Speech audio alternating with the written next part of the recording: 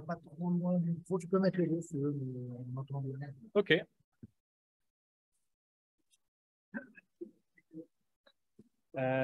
6 heures, je pense. Donc, t'as le temps. Oh, ouais. 5 minutes de plus, parce qu'on s'est arrêté 5 minutes avant. Après, je veux dire, on leur laisse 5 minutes. OK, OK. Pas de problème.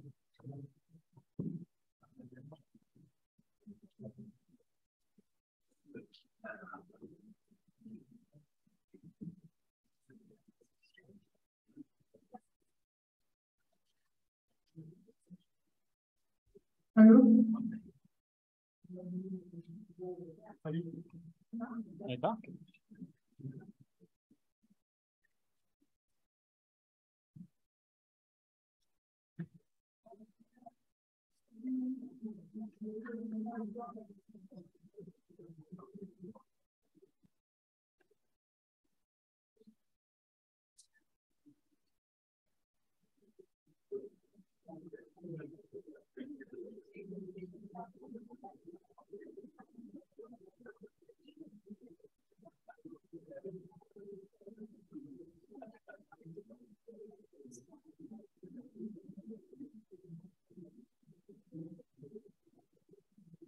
Donc, nous allons commencer cette première session de l'après-midi pour pas prendre trop de retard. Donc, nous sommes deux modératrices, le professeur Laurence Armand, qui est microbiologiste ici à Bichat, et moi, Agnès Rupard, qui est interniste infectiologue à Lausanne. Et donc, nous allons tout de suite accueillir le premier orateur qui nous vient de Suisse. Hein. C'est le docteur Nicolas Bietti, qui est infectiologue et qui est spécialisé dans la prévention des infections à Genève, qui va nous parler de monitoring systématique des cathéters périphériques. Merci beaucoup. Merci beaucoup pour l'invitation. Donc, je vais vous parler un petit peu de retrait systématique des cathéters veineux périphériques. La première slide est en français, les autres slides sont en anglais. Pardonnez-moi, en fait, bon, vous entendez que je ne suis pas francophone, mais j'essaierai de parler quand même en français. Donc, on commence d'abord par rapport au contenu de la présentation. Je vais faire une petite introduction, puis je vais parler un petit peu, je vais faire un update de la littérature et je vais parler un petit peu des essais randomisés qu'ils ont regardé le remplacement de routine des cathéters versus le changement seulement si cliniquement indiqué. Je vais après vous présenter une étude qu'on a faite aux hôpitaux universitaires de Genève, Before, After, Before, on pourrait l'appeler. Puis quelques nouvelles données par rapport à ce thème-là, surtout sur le dwell time, c'est-à-dire le temps de la durée de cathétérisation des cathéters veineux périphériques, quelques données par rapport les dernières 2 années, donc pendant le COVID, et puis les conclusions. Donc, on commence d'abord par un petit peu quelques données introductives par rapport aux cathéters veineux périphériques. Première chose, bon, on sait que les cathéters veineux périphériques sont beaucoup utilisés. On sait qu'ils ont fait, il y a quelques années, en fait, un global audit pendant plusieurs nations, plusieurs pays, et ils ont remarqué qu'on avait plus ou moins 60% des patients hospitalisés qui avaient des cathéters veineux périphériques. Si on regarde, déjà j'ai pris des données suisses, mais je pense que les données françaises sont plus ou moins comparables. On sait que si on va prendre en certains jours, si on fait une point prevalence study, en fait, on regarde combien de patients à l'hôpital ils ont des cathéters veineux périphériques. On est probablement autour de presque la moitié des patients, ils ont des cathéters veineux périphériques. Par rapport à la vente, on sait que par exemple aux États-Unis, plus que 300 millions de cathéters veineux périphériques sont vendus annuellement aux États-Unis. Qu'est-ce qu'on regarde normalement comme complications? Les complications qui sont regardées les plus fréquemment par rapport aux cathéters veineux périphériques sont surtout les hématomes, les phlébites, puis il y a l'extravasation et puis les douleurs. Une chose qui est presque pas regardée, en fait, ce sont les bactériémies liées aux cathéters veineux périphériques. Et là, donc, j'entre un petit peu dans le vif du sujet. Je vais parler un petit peu des bactériémies et des cathéters veineux périphériques. Qu'est-ce qu'on sait par rapport à ce thème? En fait, on sait que dans les cathéters veineux périphériques, si on prend les bactériémies liées aux cathéters veineux périphériques, probablement, ils sont à peu près autour de 6-10% des bactériémies nosocomiales qu'on a au total. Et on sait que si on prend seulement les catheter-related bloodstream infections, c'est-à-dire les infections liées aux cathéters avec des bactériémies, on sait que probablement 1 sur 5 est due aux cathéters veineux périphériques. Clairement, les cathéters veineux périphériques s'infectent moins que les cathéters veineux centraux. On sait, si on veut estimer un petit peu ça, probablement les cathéters veineux centraux s'infectent 60 fois plus fréquemment que les cathéters veineux périphériques. Autre chose importante par rapport aux bactérémies liées aux cathéters veineux périphériques, c'est qu'on sait que la proportion de Staph aureus dans les bactérémies liées au cathéter, elle est très grande si liée au cathéter veineux périphérique. Là, si vous voulez regarder un papier qui est vraiment pas mal, en fait, une belle systematic review faite par Leonard Mermel et publiée en Clinical Infectious Diseases il y a 5 ans, plus ou moins. Et là, il va bien résumer tout ce thème-là. Donc là, vous voyez, par exemple, en tableau, en fait, si on prend tous les CRAPSI, c'est-à-dire les bactérémies liées au cathéter, en fait, on voit que la proportion due au cathéter veineux périphérique va de 12 jusqu'à 64% des infections liées au cathéter. Autre chose très importante, c'est qu'on sait que probablement la durée de cathétérisation joue un rôle pour la survenue des infections liées au cathéter.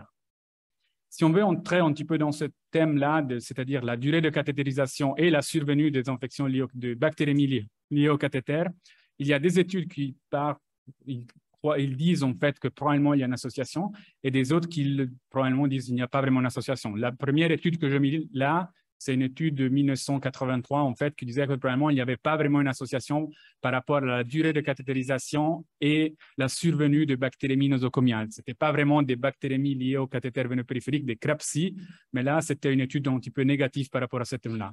Puis il y a toute une palette en fait d'études observationnelles qui ont montré un petit peu le contraire, c'est-à-dire il y avait une étude qui montrait que probablement les bactérémies surviennent probablement autour de J4. Une autre étude publiée un petit peu plus tard montrait que plus que la moitié des bactérémies liées au cathéter veineux périphérique survient si le cathéter est en place plus que 3 jours. Une étude un petit peu similaire, observationnelle, montrait en fait que plus que 60% des bactérémies liées au cathéter veineux périphérique étaient dans les cathéters qui étaient en place plus que 3 jours. Une autre étude, il a regardé encore un petit peu différemment ce thème-là. Ils ont stratifié la durée de cathétérisation en 1 jour, 2-4 jours, plus que 4 jours. Et en fait, on voyait que les bactérémies étaient une dans la première catégorie, 32 dans la deuxième et 31 plus que 4 jours en fait. Une autre étude encore montrait que presque 2/3 de bactérémies liées au cathéter veineux périphérique arrivaient dans les cathéters qui étaient en place plus ou égal à 4 jours en fait. En plus, on sait que il y a pas mal d'études qui ont montré que si on va mettre en place des mesures de prévention qui contiennent aussi la limitation de la durée de cathétérisation dans les cathéters veineux périphériques, ils ont montré que si on va mettre en place ça, on a aussi une réduction des bactérémies à Staph aureus au niveau institutionnel. Là, en fait, entre toutes les mesures de prévention qu'on connaît par rapport au cathéter veineux périphérique, une chose qui reste toujours un petit peu discutée, c'est si on doit les changer régulièrement. Là, par exemple, par rapport à ça, le CDC américain dit encore que si changer ou changer pas les cathéters veineux périphériques reste encore un unresolved issue. Donc, on ne sait pas vraiment si on doit le faire. Ils n'arrivent pas vraiment à donner une recommandation par rapport à ce thème-là. Autre chose importante à dire par rapport aux infections liées au cathéter veineux périphérique, c'est qu'on sait qu'on peut les prévenir, on a beaucoup de potentiel de prévention. Là, une étude qui a déjà un petit peu daté, c'est publiée en 2014 en CMI, où ils ont regardé 71 infections liées au cathéter qui ont abouti à une condamnation. C'était une étude ici française. Ils ont vu que quand même 42 cas sur 71, c'était dû à des cathéters veineux périphériques. Les indemnisations, c'était aussi élevé jusqu'à 20 000 € par cas. Et on voyait bien que presque 42 infections étaient 42 infections, donc 62% de la population, elle était considérée comme preventable, donc on pouvait les prévenir. Et ça, c'était surtout pour les cathéters veineux périphériques où on arrivait jusqu'à 74% qu'on pouvait probablement les prévenir. Là, bon, je ne vais pas entrer trop dans les détails de toutes les mesures de prévention qu'on pouvait mettre en place là dans cette étude. Deuxième point, là, on parle un petit peu des essais randomisés. Qu'est-ce qu'ils ont fait, les essais randomisés? Qu'ils ont essayé de changer les cathéters veineux périphériques de routine versus seulement si cliniquement indiqués. Et là, je pense que si on doit mentionner une étude par rapport à ça, c'est une systematic review qui a été publiée en 2019. C'est une Cochrane publié par le groupe de Claire Ricard. Le premier auteur s'appelle Webster, en fait. Et là, ils ont regardé un petit peu, ont mis ensemble tous les essais randomisés. Ils avaient une population totale qui était autour de 7400 cathéters. C'était seulement des essais randomisés. Et ils ont regardé un petit peu les différentes complications. On voit que le changement de routine probablement réduit un petit peu l'infiltration des tissus. Ça, on le voit un petit peu ici à gauche. Probablement, le changement de routine diminue un petit peu le blocage en fait, des cathéters. On le voit ici plutôt sur la droite. Et en plus, clairement, il y a aussi des désavantages en fait, parce qu'on sait aussi que probablement, si on change les cathéters seulement si cliniquement indiqué, on va clairement réduire les coûts parce qu'on utilise moins de cathéters veineux périphériques. Et puis, autre chose qu'on a regardé par rapport à ça, c'était le nombre de thrombophlébite. Et là, en fait, on voit que probablement, il n'y avait pas vraiment une différence si on fait un changement de routine ou si on le fait si cliniquement indiqué. Il y avait quand même peut-être une tendance à être un petit peu mieux dans le groupe de routine, de changement de routine. Là, le cut-off pour le changement de routine, c'était autour à 3 jours, pas à 4 jours. Par contre, si on regarde les vraies infections, c'est-à-dire les bactérémies liées au cathéter veineux périphérique, là, on voit qu'il n'y avait pas de différence si on prend seulement que les essais randomisés. Et la chose à noter, c'est que probablement, on avait vraiment très peu de bactérémies. On n'avait que 3 bactérémies dans toutes ces 7400 cathéters qu'ils ont regardé dans cette systematic review. En fait, la conclusion de cette étude, c'était, bon, probablement, on ne devrait pas les changer parce que quand même, ça ne va pas impacter les bactérémies liées au cathéter veineux périphérique. Si on regarde un petit peu bien toutes ces études qui étaient incluses par rapport à cette analyse, c'était que 2 études, en fait. Une, c'est l'étude probablement la principale par rapport à toute cette histoire. C'est l'étude de Claire Ricard, publiée en 2012 en Lancet. Et là, je voulais vite vous montrer un petit peu qu'est-ce qu'ils ont fait dans cette étude, parce que quand même, il y a des biais méthodologiques par rapport à cette étude. Si on regarde un petit peu bien, on voit qu'ils ont exclu tous les patients qui avaient des bactérémies, et ils ont exclu surtout les cathéters qui étaient posés dans des situations d'urgence, en fait. Et autre chose importante, dans cette randomisation, qu'est-ce qu'ils ont fait? Ils ont randomisé autour de 1500 patients dans les 2 groupes, changement routine versus clinical indicated. Mais dans le groupe clinical indicated, il y avait quand même une bonne partie, jusqu'à 1 sur 6, où quand même les cathéters venaient changer. Donc, ils devraient être attribués à l'autre groupe, en fait. Si on regarde encore un petit peu l'étude principale par rapport à ce thème, on voit que bon, les phlébites, ils étaient plus ou moins les mêmes dans les 2 groupes. On n'avait qu'une bactérémie liée au cathéter veineux périphérique et la mortalité était vraiment très basse, en fait. Probablement, la population qu'ils ont choisie, par exemple, n'est pas vraiment extrapolable. On ne peut pas, par exemple, penser que les patients en réanimation s'est adapté aux patients qui sont, par exemple, les patients en réanimation. Puis, autre chose, cette étude-là a été publiée en Australie. On n'a pas de données au dehors de l'Australie, en fait. Pour préparer cette présentation, j'ai cherché encore un petit peu s'ils ont publié encore des autres études par rapport à ce thème. En fait, j'étais content parce qu'il y a encore une nouvelle méta-analyse par rapport à ce thème qui a été publiée pas il y a longtemps, il y a 1 ou 2 mois. 2 mois. C'est une méta-analyse chinoise. J'étais content parce que j'ai vu qu'en fait, il y avait des nouvelles études. Il y avait une étude chinoise encore qui a randomisé, qui a exactement regardé changement routine versus clinical indicated. Et en fait, je suis allé encore un petit peu regarder cette étude. En fait, comme les autres études, le nombre de cathéters n'était pas beaucoup et donc à la fin, on avait 0 CRAPSI dans les 2 groupes. Si on regarde un petit peu comment ils ont interprété cette étude dans cette nouvelle méta-analyse, bon, on s'aperçoit qu'en fait, ces CRAPSI 0,0 sont devenus 312 dans un groupe et 201 dans l'autre groupe. Donc, je pense, si ce serait pas mal lire la systematic review de Mermel par rapport à ce thème, peut-être si vous ne devez pas lire quelque chose, ne lisez pas cette systematic review méta-analyse qui n'est pas vraiment fantastique. En fait. Donc, on passe maintenant à le prochain point. En fait, je vais parler un petit peu qu'est-ce qui se passe dans la vie réelle, en fait. Et par rapport à ça, je voulais voulais vous montrer un petit peu une étude qu'on a faite aux hôpitaux universitaires de Genève. En fait, on a un petit peu regardé ce thème-là, mais c'est une étude observationnelle. C'est une étude, on pourrait l'appeler, c'est pas très correct, before, after, before. Je vous expliquerai pourquoi. L'étude a été publiée un petit peu moins qu'il y a un an dans JAMA Internal Medicine. Et voilà, maintenant, je vous explique un petit peu ce qu'on a fait. En fait, comme je l'ai dit, c'est une étude observationnelle. Les hôpitaux universitaires de Genève sont plusieurs hôpitaux. On a 10 sites. On a inclus tous les patients qui avaient besoin des cathéters veineux périphériques de janvier 2016 jusqu'à avant la pandémie, donc le 29 février 2020. On a une surveillance prospective des bactérémies, donc notre outcome, on le suit prospectivement. Et puis, on a sorti des données individuelles par rapport aux cathéters en faisant une extraction électronique. Si on regarde un petit peu les outcomes qu'on regardait, on regarde les bactérémies liées au cathéter veineux périphérique. Les définitions sont différentes. On utilise une vraie définition où on sait que ce sont vraiment les catheter-related bloodstream infections, c'est-à-dire on a une bactérémie, on trouve le même gène sur la pointe du cathéter ou dans le site, s'il y a du plus, on cultive le plus et on trouve la même bactérie. Donc, on sait que c'est une CRAPSI, une vraie infection. Ou on a une définition un petit peu plus large, ce qu'on appelle en anglais associated. En fait, là, on a une bactérémie. On regarde s'il n'y a pas des autres sites où pourraient être les bactéries, en fait. On ne les trouve pas.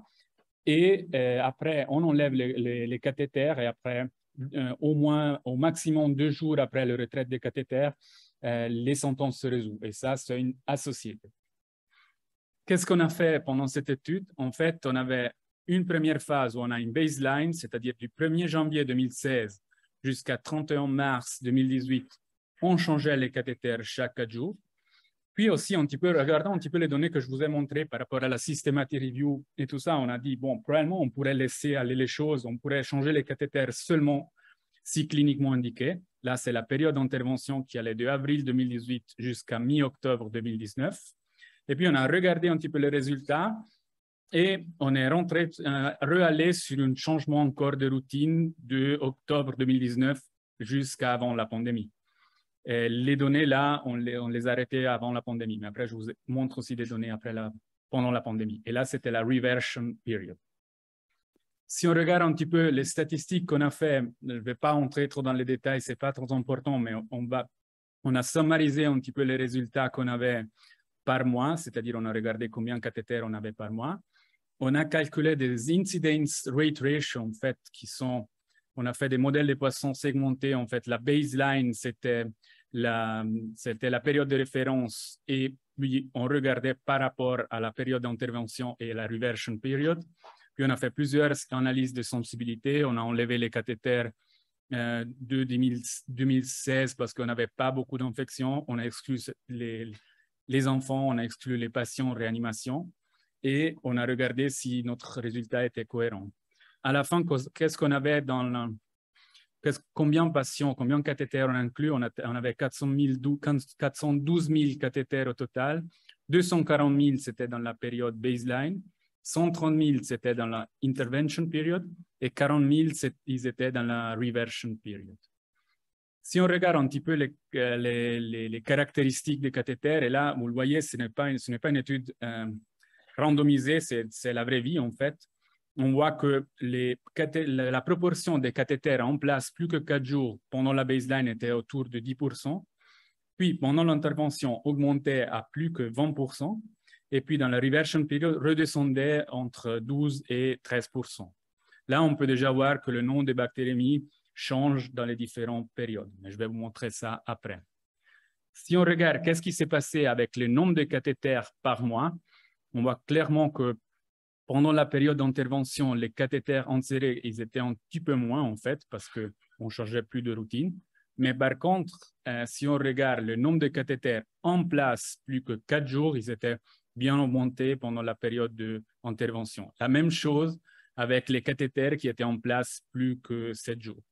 Si on regarde la même chose, pas avec les cathéters, mais avec les jours cathéters par mois, probablement, les jours cathéters ne changeaient pas pendant toute la période d'intervention aussi, mais les jours cathéters dans les cathéters en place plus que 4 jours ou 7 jours augmentaient clairement pendant l'intervention.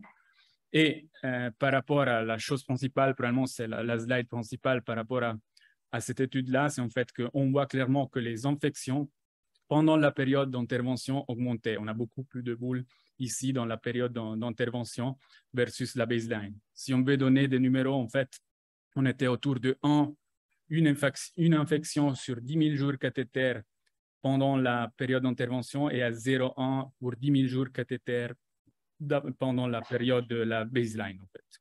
Si on veut traduire ça dans des incidence rate ratio, on avait, pendant l'intervention, on avait une probabilité 7 fois plus élevée d'avoir une bactérémie liée au cathéter veineux périphérique.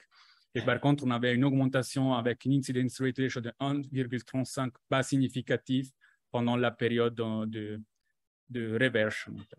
Et toutes les analyses de sensibilité qu'on a fait, ils montraient toujours les mêmes résultats qui allaient dans la même direction. Autre chose importante, même si pas significative, si on regarde un petit peu la distribution des germes pendant la période de la routine replacement ou si changement si cliniquement indiqué, ce n'était pas significatif, mais la chose qu'on a remarqué aussi un petit peu dans la clinique, c'est qu'on a fait, on notait beaucoup plus d'infections Staph aureus. La proportion des bactérémies à Staph aureus était autour de 22-23% dans la période de clinical indicated replacement. Et avant, on n'a vu qu'une bactérémie. Ça, c'est un petit peu les résultats par rapport à cette étude-là. Je vais vous montrer encore quelques nouveaux résultats par rapport à ce thème. Ce sont des résultats qui n'ont pas encore été publiés. On est en train un petit peu d'analyser encore les données. Cette base de données, on a une cohorte de 370 000 cathéters veineux périphériques. Et l'idée là, c'est de regarder un petit peu qu'est-ce qui se passe pendant la durée de cathétérisation. Si on regarde là sur la X, on a les cathéters days, la durée de cathétérisation, là le nombre de cathéters. Normalement, les cathéters restent en place autour de 2-3 jours, on les voit là. Le nombre des bactérémies surviennent surtout, ils commencent à J3 surtout, et puis ils augmentent tout de suite et avec probablement le point plus élevé à J5. Si on regarde ça dans une autre perspective, avec un risque, un estimated hazard rate, en fait, on voit que le risque en fait, d'infection augmente tout le temps à partir de J2, J3 en fait. Et bon, là, c'est difficile d'interpréter parce qu'en théorie, on devrait avoir des intervalles de confiance, mais là, il y avait vraiment très peu d'infections et je pense qu'on ne peut pas vraiment interpréter beaucoup les résultats après J9, J10. En fait. Si on regarde les choses d'un autre côté, si on va par exemple se placer à J4 et on regarde le risque par rapport à tous les cathéters qui étaient posés de J0 jusqu'à J3, en fait, on a un odds ratio qui est élevé, il est significativement plus élevé, autour de 13-14 fois plus élevé. Si on fait le même travail à J7, quand même, on a quand même un odds ratio qui est beaucoup plus élevé, autour de 6-7 fois plus élevé et significativement plus élevé par rapport à tous les cathéters qui ont été posés de J0 jusqu'à J6. Autre chose intéressante, parce que j'ai sorti aussi des données qui étaient un petit peu, qu'est-ce qui s'est passé en fait pendant le COVID. Là, j'ai mis une slide où j'ai mis les infections liées aux cathéters. C'était en fait toutes les infections liées aux cathéters, pas seulement les cathéters veineux périphériques, mais les cathéters veineux centraux. Qu'est-ce qui s'est passé pendant le COVID? Là, ce sont des données de notre hôpital, en fait. Bon, pendant la première vague, on n'a pas vu grand-chose. Pendant la deuxième vague, on a vu vraiment une augmentation des infections liées aux cathéters.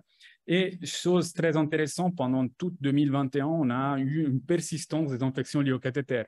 Mais ça, ce n'était pas vraiment lié à une vague, en fait. C'était vraiment constante tout le temps. Et chose qu'on a quand même vu aussi un petit peu dans 2022 aussi. Chose importante, et c'est là un petit peu où je voulais arriver, en fait. Là, qu'est-ce que vous voyez pour toutes ces infections liées au cathéter, on voit qu'est-ce que c'est la proportion des CVC et des cathéters veineux périphériques. En bleu sont les infections dues au CVC et en vert, ce sont plutôt les infections liées au cathéter veineux périphérique. Et on voit clairement qu'on a beaucoup plus des infections liées au cathéter veineux périphérique et probablement c'est aussi un petit peu à cause de la pandémie. Et jusqu'à maintenant, il n'y a pas beaucoup d'études qui sont sorties par rapport à ça, mais je pense qu'on a vraiment un petit peu laissé tomber toutes les mesures de prévention par rapport à ces cathéters pendant la pandémie. Si on regarde encore un petit peu mieux, les infections liées au cathéter veineux périphérique dans les cathéters en place plus que 4 jours, je l'ai mis là avec un cercle. Et on va regarder un petit peu ce qui s'est passé par mois avec les cathéters veineux périphériques, ben, on voit en fait que on a vraiment laissé aller un petit peu les mesures de prévention. Il y avait beaucoup plus de cathéters veineux périphériques en place, plus que 4 jours pendant ces périodes, et on a vu aussi plus d'infections par rapport à ça. Donc, là, j'arrive lentement vers les conclusions. Je pense que le débat, si on doit les changer ou on ne doit pas les changer, reste toujours encore ouvert. Si on regarde les essais randomisés, on a dans tous ces essais randomisés qui ont plus ou moins 7400 cathéters inclus, en fait, au total, on n'avait que 3 bactérémies liées au cathéter veineux périphérique. En général, les cathéters veineux périphériques ne regardent, les essais randomisés ne regardent pas comme outcome les bactérémies, et probablement c'est un des outcomes les plus importants. Et même si on pense que ce nombre-là, 7400, c'est élevé, en fait, probablement, on n'arrive pas vraiment à détecter les bactérémies liées à ces cathéters-là. Autre chose importante, les essais randomisés, en général, ils ont un petit peu ce qu'on ignoré, disregarded, on dit en anglais, toutes les situations où les cathéters ont été posés dans des situations d'urgence, en fait. Donc, je ne sais pas si on peut transposer ça aux patients qui sont critically ill, par exemple. Si on regarde les études observationnelles un petit peu plus larges, là, on voit que si on introduit un changement, pas de routine, c'est-à-dire seulement si cliniquement indiqué, on voit quand même une augmentation des infections, des bactéries liées au cathéter veineux périphérique. En fait, on peut un petit peu se poser la question si le changer ou pas le changer, mais en fait, si on regarde un petit peu les guidelines par rapport à ce thème, en théorie, on ne devrait pas utiliser un cathéter veineux périphérique si on pense que la perfusion doit durer plus que 4-5 jours, en fait. Si on regarde les recommandations américaines, là, c'est à gauche les recommandations MAGIC, en fait. Les Américains tolèrent jusqu'à 5 jours. Ils disent si on a des perfusions plus longues que ça, on ne devrait pas utiliser des cathéters veineux périphériques. Là, une autre revue de Jean-François Timsit, en fait, où le cut-off, il est un petit peu plus européen, suisse, français, où on met le cut-off plutôt à J4, en fait. Là, la dernière slide, je pense, j'ai mis un petit peu, il y a des pros et contras par rapport au changement des cathéters veineux périphériques. On peut se poser la question, en fait, pour les contrats, si une bactérémie sur 10 000 jours cathéter justifie un changement de routine. En fait, on sait que les bactérémies, ce sont les outcomes les moins fréquents par rapport à toutes les complications qu'on peut avoir dans les cathéters veineux périphériques. On sait qu'un routine replacement augmente le nombre de cathéters insérés, augmente clairement aussi les coûts. Puis, des insertions répétées peuvent quand même causer un disconfort des patients, puis on peut détruire aussi le capital veineux, c'est clair. Et puis, clairement aussi pour les soignants, c'est pas négligeable aussi le risque de piqûre ou quand même tout le workload qui est causé par rapport à cette mesure-là. Puis on sait que quand même les phlébites probablement ne sont pas vraiment différentes entre les deux types, entre les deux politiques de prévention, disons. Par contre, par rapport au pro, on sait que quand même il y a une tendance par rapport aux phlébites et le dwell time, c'est-à-dire la durée de cautérisation peut-être va quand même influencer la phlébite. On sait que probablement on réduit l'extravasation, comme aussi le blocage.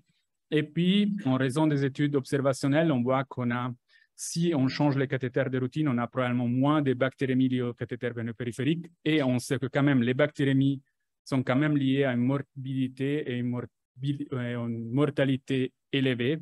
Et puis, il y a quand même toute l'histoire de Staph aureus que probablement est augmentée. La chose plus importante, je pense que peut-être, si on ne change pas les cathéters de routine, en fait, on risque vraiment un petit peu de banaliser ce problème. Je vous remercie pour votre attention.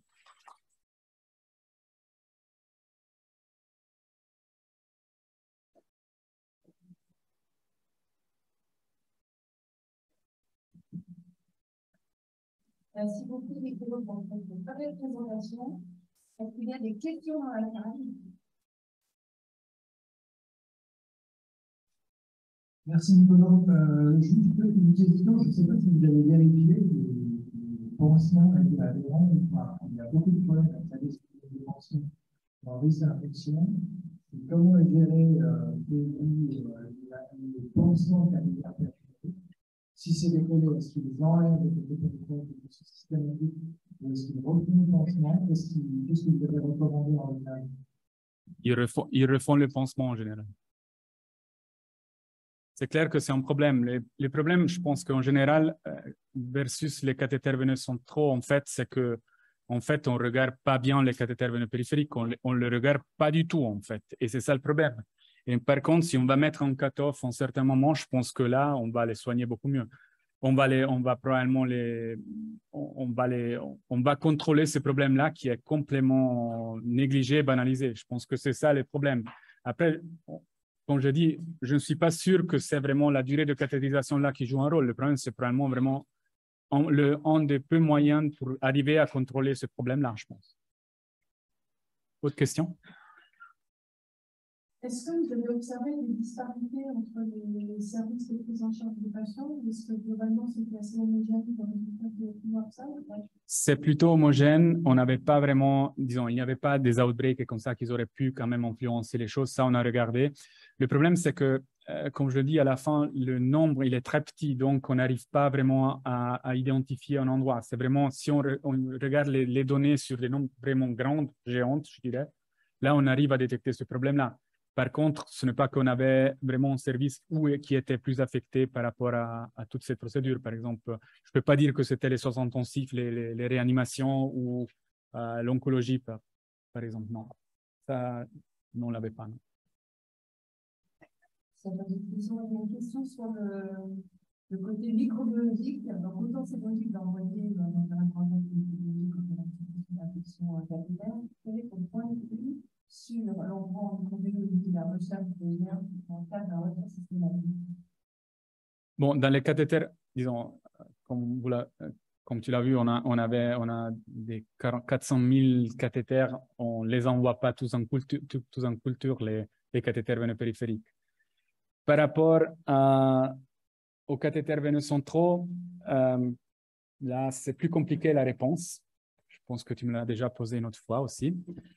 Je pense que Jean-François Timsit va te répondre que les 50% des patients à l'ablation, ils ont la fièvre et en réanimation, et les 70% ils ont des signes inflammatoires. Donc, en réanimation, probablement, ça peut être justifié. Je pense que dehors de ça, si ce n'est pas pour une politique de surveillance, probablement n'a pas trop de sens. Comme infectiologue, je le déconseille un petit peu. Si je mesurais les choses bien, c'était plutôt le point de vue de l'infection control, en fait, probablement c'est mieux les cultiver par rapport à ça. Et les cathéters veineux périphériques, je pense que c'est impossible. Clairement, là, on les cultive seulement si on a une suspicion, si on a des signes locaux et tout ça. Ça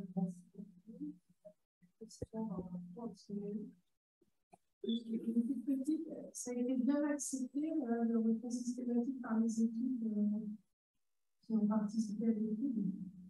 Mais le problème, c'est qu'on le faisait tout le temps avant. Donc, c'était une chose qui était déjà en place depuis des années.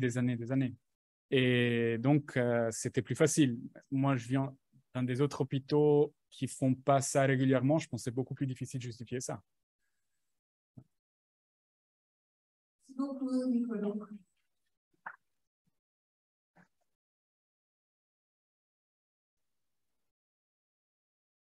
Donc, pour la suite, on va accueillir un binôme clinico-biologique qui, voilà, le docteur Raphaël Lepaune, infectiologue, et le docteur Vincent Schumann, qui est microbiologiste, tous les deux à l'hôpital Amphilandor, qui vont nous parler d'un sujet très brûlant, des conséquences pratiques des changements de recommandations d'interprétation des antigrammes dans le cadre et du CNPM.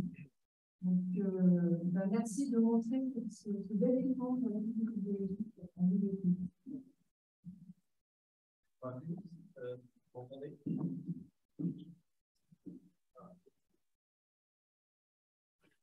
C'est mieux. Donc, je remercie le comité d'organisation de nous avoir invité à présenter ce sujet très pratique. On va essayer très pratique et légèrement polémique. Donc, je vais aller tout de suite dans le vif du sujet. Le plus important, c'était déjà de vous présenter pourquoi on avait décidé de faire des changements dans le rendu des antibiogrames, et puis aussi pourquoi tout le monde est un petit peu perdu depuis quelques années dans la lecture des antibiogrammes. J'ai emprunté cette diapositive à un diaporama qui a été réalisé en collaboration entre la SFL et la licence PARES, qui montre qu'avant 2018, on avait trois catégories, celles qu'on a toutes appris à l'école. La catégorie sensible et la catégorie résistante qui posait absolument aucun problème à tout le monde. Mais il y avait au milieu des catégories intermédiaires qui mélangeaient à la fois des problèmes de posologie forte ou à dose standard avec des utilisations qui étaient possibles et puis également des incertitudes, des incertitudes d'efficacité, des problèmes de catégorie, des incertitudes techniques qui étaient plutôt liées à des problèmes de laboratoire. Et donc, ça a été considéré comme peu compréhensible et peu utilisable.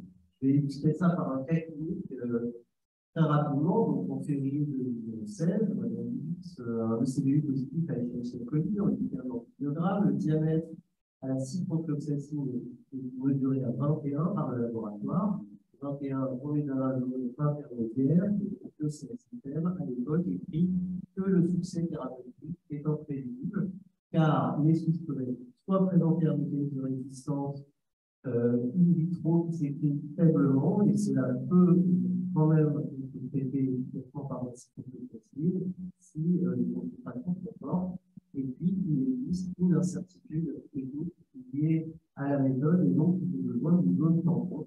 C'est évident qu'à l'époque, en fait, la zone I, elle est comprise par tout le monde comme un autre R, et c'est d'ailleurs comme ça qu'on classe les souches dans les études épidémiologiques à l'époque. Donc, 2 ans plus tard, septembre 2018, la même dame, elle revient de Provence, elle a une autre souche d'Escherichia coli. J'ai fait une autre souche, et un diamètre à 24, ça avait changé entre temps. Donc, 24, on est bien dans la zone intermédiaire. Nouvelle définition du I, cette fois-ci, qui a été éditée par le CAST et qui a été approuvée par le CSFR. Maintenant, le I, ça veut dire que le succès thérapeutique est probable si la bactérie est exposée à une forte concentration, soit parce que les concentrations sont bonnes dans l'urine, soit parce que les posologies sont fortes. Donc là, ce qu'il faut comprendre, c'est que la zone I, en fait, c'est un autre S. Donc on peut le matérialiser sur ce diapo, donc j'ai pris la même diapo. Vous voyez que la zone I, maintenant, elle veut dire sensible à forte exposition. Donc ça veut dire qu'il y a une forte probabilité de succès thérapeutique grâce à une forte exposition de la molécule. Donc on voit déjà que la première conséquence de ces changements, c'est de tester notre attitude au changement, parce que ce n'est pas forcément simple de comprendre que le I a changé de définition, et il faut dire que les bactériologistes ont été un peu laissés seuls pour faire la communication de ces changements. Et si vous êtes ici en 2022, c'est qu'on n'a pas vraiment réussi à faire cette communication. Donc, le CSFL a décidé de changer, et en mai 2022, donc très prochainement, sur tous les antibiotiques de France, vous n'aurez plus de zone I, mais vous aurez une zone qui s'appellera SFP, donc sensible forte posologie, matérialisée soit par le trigramme, soit par la lettre F, qui sont des possibilités informatiques de votre laboratoire, ou du serveur de résultats, ou de la volonté de mettre en place ce sujet. Alors, le cas intéressant, assez exemplaire, c'est le pseudomonas aeruginosa sauvage. Donc, sauvage pour les bêta-bactérides.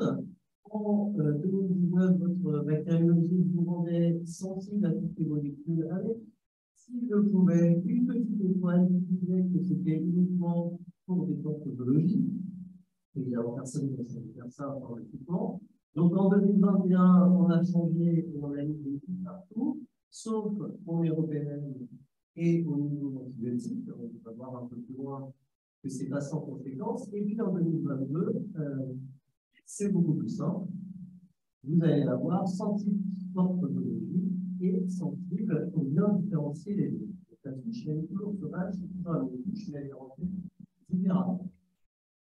Donc, si je reprends l'exemple de Madame X avec son Escherichia coli, qui a son diamètre à 24, on va complexifier un peu les choses.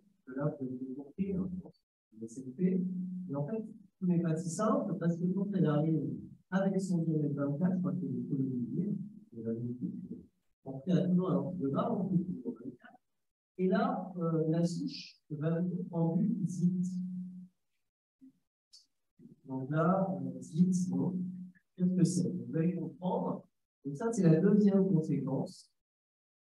C'est qu'on introduit la notion d'incertitude. En fait, on a réintroduit d'une autre façon, qui était dans le précédent, l'ancestral, mais là, on l'a réintroduit par une autre incertitude technique et qui est uniquement technique. Donc, j'ai pris pour vous illustrer ça une souche de composés qualifiés que l'on teste nous au laboratoire depuis 2017, tous les 15 jours. C'est une souche qui est bien caractérisée. Elle produit une carbonate de type 48. On connaît cette PMI. Elle doit être entre 4 et 8. Donc, si on en prend les bonnes colonnes, elle est soit caractérisée sans cycle en polymérie, si on la trouve à 4, soit résistante si on la trouve à 8. Ça, c'est très simple. On voit les résultats au diamètre de notre laboratoire, 116 observations, et vous voyez que on est majoritairement conforme, c'est-à-dire qu'on a soit des diamètres qui rendent résistants, soit des diamètres qui rendent sensibles en polymérie. Mais malheureusement, on a quand même 10% d'erreurs très majeures, c'est-à-dire que ces souches, potentiellement, on peut la rendre sensible à l'univers dans 10% des cas. C'est lié à un manque de reproductibilité de la technique liée à l'antibiogramme. Donc, on ne trouve jamais le même pour ces souches. Donc, voilà, je pense que vous comprenez bien le problème. Donc, si on prend Madame X et SNZ, le CSFM nous explique comment sursoir à ce problème. Alors, le premier cas, c'est évidemment on a raté l'antibiogramme et on va le faire. Bon. Deuxième cas, on nous propose de réaliser une série ou un phénomène. S'il n'y a pas beaucoup d'alternatives d'antibiogramme, c'est stérilisé. Le microbiotique, il va devoir quand même finalement prendre une sensibilité à la cytotoxine parce qu'il n'y a pas beaucoup d'autres alternatives. Ou alors, s'il y a d'autres alternatives, on peut prendre le site, le faire apparaître tel quel sur l'antibiogramme. Ça a ainsi que ça a choisi de molécules. Mais en tout cas, ce dont on dit, c'est qu'il ne faut pas rendre résistant et dégrader ce que c'est qu'on peut. Donc, on a fait la cytotoxine de ces touches qu'on lui a envie, et on l'a trouvé à 0,25. Là, on est content, on rend sensible à la cytotoxine sur la base de l'ECE.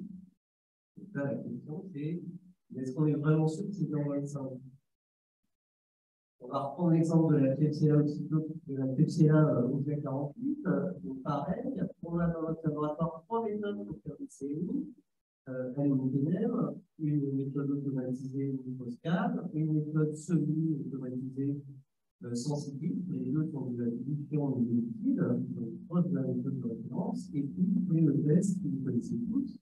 Et donc, en fonction de la méthode utilisée, on a environ entre 89 et 100% d'erreurs très majeures. C'est-à-dire qu'en fait, à chaque fois, on rend la touche sensible à l'INPM en CMI. On ne trouve jamais ni 4 ni 8. Donc, finalement, en erreur catégorielle, c'est-à-dire que le laboratoire, sur une souche productrice de carbonate OTA 48, s'il veut nous rendre la sensibilité à l'INPM, finalement, vaut mieux qu'il fasse un indice que de faire de la série.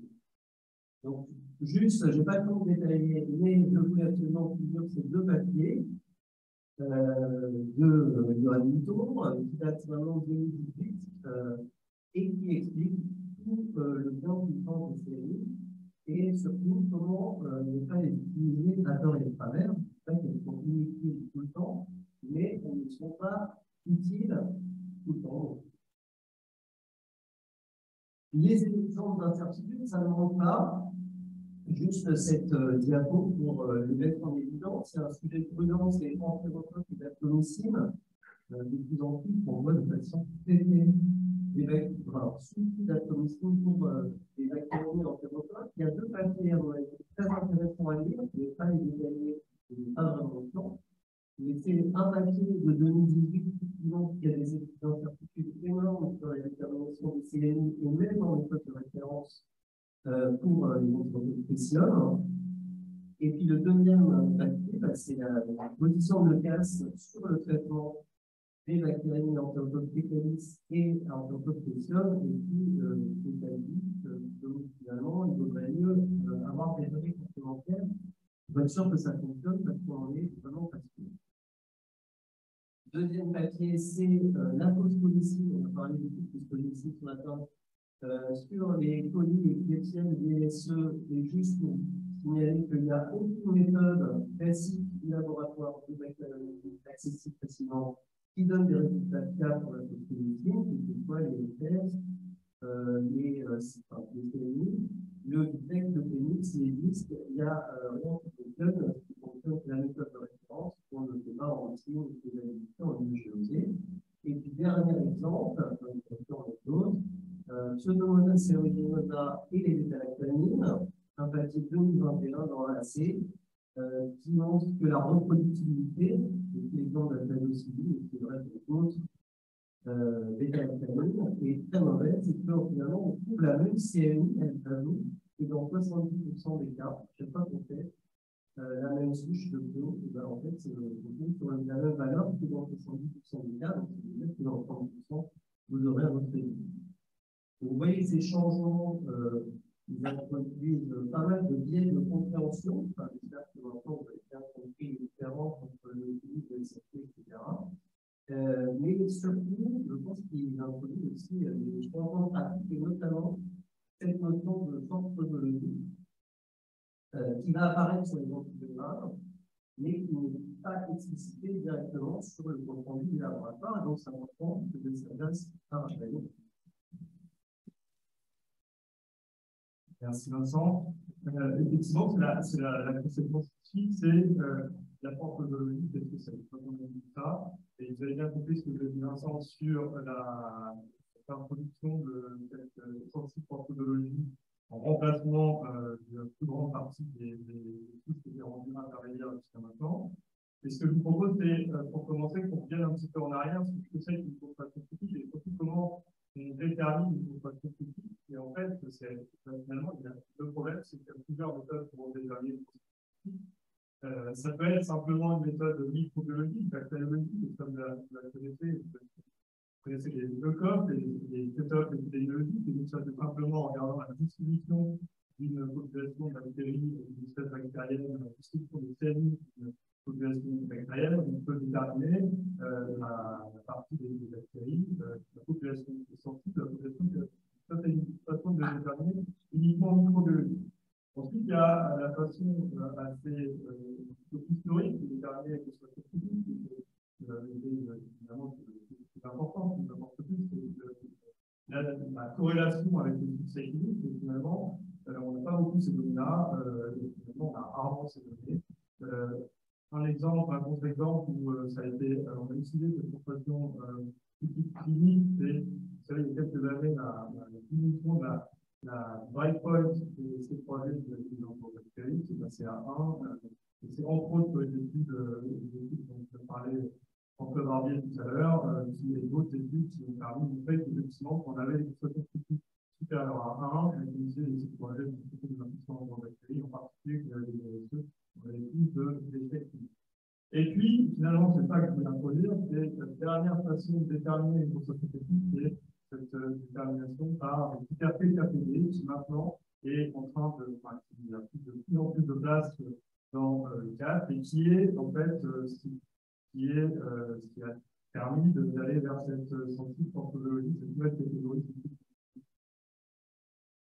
Donc ça, c'est aussi des choses que vous avez déjà vues souvent. On ne va pas détailler précisément comment on détermine cette constellation critique PKPD, mais simplement ce schéma que vous connaissez, vous avez sûrement vu, qui représente la probabilité d'obtenir un succès thérapeutique, la probabilité d'obtenir une cible PKPD d'efficacité pour un antibiotike donné en fonction d'une posologie qui est donnée, et on va mettre la population des bactéries, la répartition des cellules des bactéries en rapport avec ça, avec la probabilité d'obtenir ce critère d'efficacité en fonction de la cellule des bactéries. Et vous voyez que dans cet exemple-là, avec une posologie standard, sur cette population de bactéries, on voit que jusqu'à une série de 1, on a 90% d'obtenir le succès thérapeutique, en tout cas d'obtenir le critère d'efficacité des thérapies.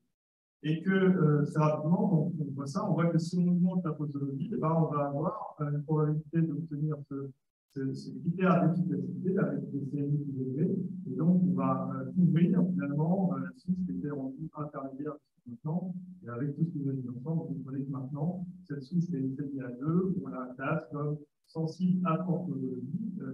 Et si on utilise cette forte posologie en question, on va avoir la même chance d'obtenir ces critères d'efficacité. Et une fois qu'on a dit ça, ça n'a pas résolu la question de qu'est-ce que c'est que cette forte posologie et qu'est-ce qu'on entend derrière cette forte posologie. Alors, on se dit qu'au début, on peut aller regarder le résumé de caractéristiques du produit. Et si on parle, si on a remis sur l'exemple des types croisés et des ensembles latérales, on va regarder ces deux vaccines et qu'est-ce que nous dit le RCP de ces deux vaccines, donc dans l'AFM. Ils nous disent que 3 grammes, on peut, quand on regarde la posologie, 3 grammes par jour en moyenne. Est-ce que cette posologie moyenne, ça correspond à la posologie standard, probablement. Mais ça peut aller jusqu'à 12 grammes. Dans les méningites, ça peut aller, pas dépasser 24 grammes. Bref, autant la posologie standard, on a peut-être un peu pas l'idée, autant la forte posologie, ce n'est pas l'RCP qui va nous aider pour savoir ce que c'est que cette forte posologie. Alors, au moment où, je ne suis pas tout à fait honnête, parce qu'au moment où le CAD a développé une nouvelle interprétation de SFP, en tout cas, une nouvelle interprétation de l'UDI, ils ont annexé au document qui a été repris textuellement dans le document du CSFR, un tableau proposant des posologies standards et fortes posologies. Alors, le problème de ce tableau, c'est que c'est un tableau qui a été repris textuellement de recommandations européennes et qui ne correspond pas vraiment à la pratique française. Je vais vous montrer quelques exemples. Pour le gaz, ça c'était dans le document du CSFM précédent, l'amoxicilline, la posologie standard l'amoxicilline par oral, c'est 60 mg par jour, ce qui ne correspond à aucune recommandation française de l'amoxicilline. Et la posologie, forte posologie, c'était 750 à 1 g de poids, c'est 50 mg par jour, c'est pareil, c'est pas du tout une posologie qu'on utilise habituellement pour l'amoxicilline par oral. Et puis, le deuxième problème de ces recommandations, de ce tableau de posologie, ben, c'était le fait qu'il y avait aucune prise en compte des modalités d'administration.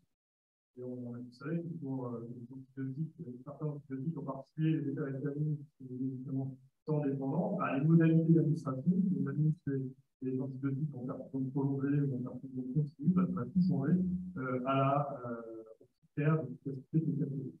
Et donc là, par exemple, vous voyez que si on prend l'exemple de ceftaziline et ceftaziline, historiquement, la posologie standard en ceftaziline, c'est 1 g x 3, donc c'est la posologie standard. La forte posologie, c'est 2 g x 3, sans préciser les modalités d'administration. Et par contre, pour ceftaziline, qui est une modalité plus récente, qui a été développée justement avec l'évaluation de PKPD, il y a une seule posologie qui répond aux critères hors du standard, qui est 2 g x 3 et qui est perfusion de 3 heures.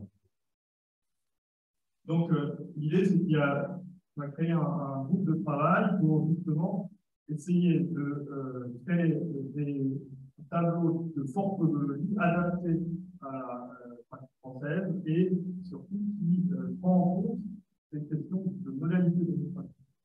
Donc, c'est un travail commun entre CSFM, la Société française de pharmacologie thérapeutique et l'API, et qui aboutit donc à ce tableau qui est annexé au document du CSFM et qui, depuis la semaine dernière, est aussi disponible sur le site infosolution.com où vous pouvez retrouver ce tableau, l'annexe en fait avec la possibilité de qu'est-ce que c'est que ces fortes posologies pour répondre aux critères SNP durant votre période. Alors, ces recommandations, elles avaient l'objectif, ça devait dire, de coller aux pratiques de l'antibiothérapie en France. Mais ce qu'il faut bien comprendre, c'est qu'elles ne s'appliquent pas du tout à des situations spécifiques. C'est des critères SFP, donc une forte posologie, pour obtenir un critère d'efficacité pour les bêta-lactamines sur en place 50% passé du temps par la consommation continue de la thalidomide, pardon. Mais ça ne s'adresse pas du tout aux patients en choc septique, aux patients leucopéniques, aux patients ayant de taille ça s'adresse à un patient 2 fois standard ou 6 fois standard qui a une infection dite standard. Donc ça, c'est effectivement une des grandes limites, mais ce n'est pas une recommandation de traitement. Et pour vous donner un exemple, alors soit on avait des données dans la littérature, soit on avait des données de blocage, parce que ça fait un gros travail sur avait quand même fait un travail important pour colliger des données et faire des modélisations. Soit il n'y en avait pas, ou pas suffisamment, les données n'étaient pas suffisantes, mais je vous montre juste l'exemple de la thèse aussi. Et dans ce cas-là, il y a eu des nouvelles modélisations qui ont été faites par l'équipe de pharmacologues qui travaillent. Et pour la tazocilline, on ne va pas détailler toutes les posologies proposées, mais simplement, ça a abouti à une recommandation qui était la recommandation précédente, qui était que la tazocilline à posologie standard, c'était 4 grammes en 3 en 44 heures, que la force posologie, c'était 4 grammes soit 4 en 3 heures, à quelque chose de plus complet, sens, en tous les cas, où on peut détailler soit de l'administration discontinue en perfusion courte, de l'administration discontinue en perfusion prolongée, ou de l'administration continue. Et avec à chaque fois le critère d'efficacité, enfin en tout cas la posologie minimale et la modalité d'administration minimale pour atteindre soit pour permettre de traiter une souche soit sensible, soit ce SFP. Et vous voyez que le premier élément, c'est que si on a une souche qui est rendue SFP à la tazocilline, ben en fait, on peut complètement oublier l'administration discontinue en perfusion courte, on n'arrivera pas à la fin et il faut passer à des perfusions prolongées, soit en perfusion en administration supérieure en perfusion prolongée. Bon, c'était un exemple pour vous montrer comment se présentent ces recommandations avec l'idée d'essayer de balayer les différentes modalités d'administration. Et puis pour finir, la dernière conséquence, c'est est-ce que ces recommandations ont un impact éventuel sur la surconsommation?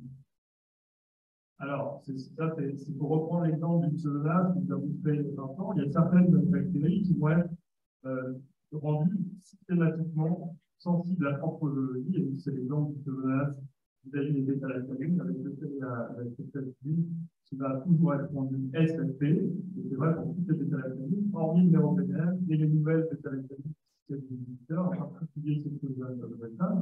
Donc, si vous vous souvenez de l'antidote de Claude que vous avez mentionné maintenant, c'est vrai que c'est assez peur quand on a un taux qui est rendu à toutes les molécules et qu'on n'a pas compris à quoi correspondent les produits. Là, il va y avoir, je pense qu'il peut y avoir une incitation forte à utiliser des molécules qui sont rendues encore S, comme le méropénène ou ces pseudonase.